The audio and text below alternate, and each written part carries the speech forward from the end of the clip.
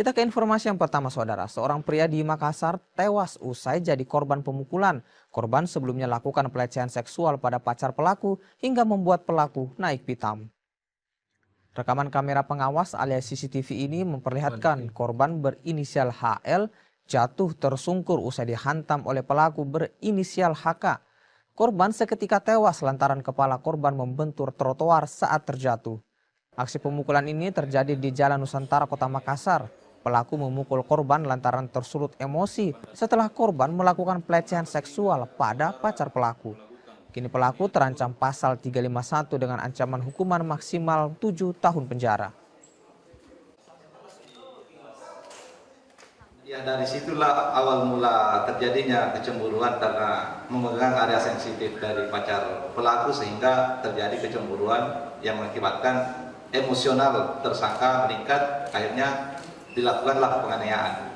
Jadi dari hasil rekaman CCTV yang kita temukan di lapangan, itu satu kali dilakukan penganiayaan, langsung jatuh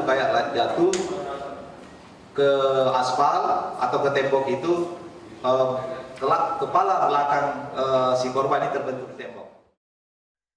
DPD Partai Demokrasi Indonesia Perjuangan Sulawesi Selatan mengumpulkan seluruh calon kepala daerah usungan dalam rapat kerja daerah khusus di Kota Makassar, Sulawesi Selatan.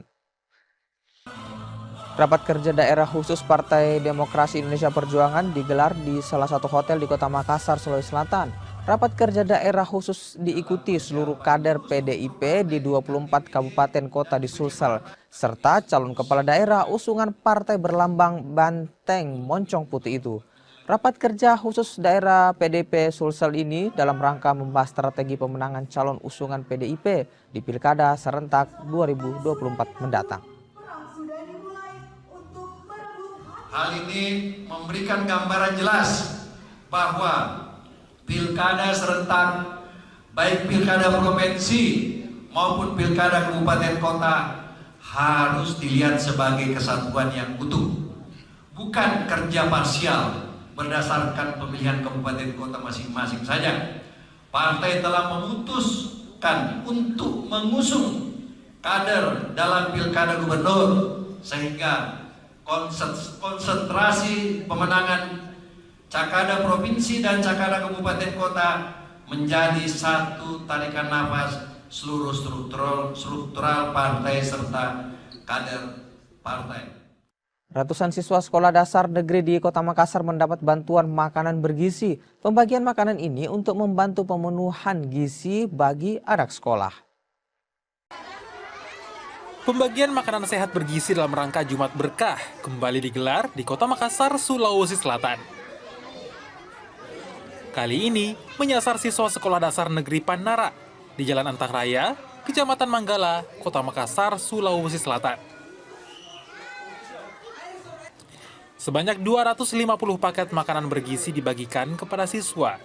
Dalam program Bapak Kapolda Sulawesi Selatan, Bapak Irjen Pol Andi Rian Jayadi, tentunya program ini berlanjut lagi, maka Jumat Berkah makan sehat bergizi di skala anak-anak SD. Ini sudah ke-7 kali. Selama kami menjalani 7 sekolah itu, anak-anak kami lihat sangat senang karena merasakan dampak tentunya makanan sehat bergizi ini.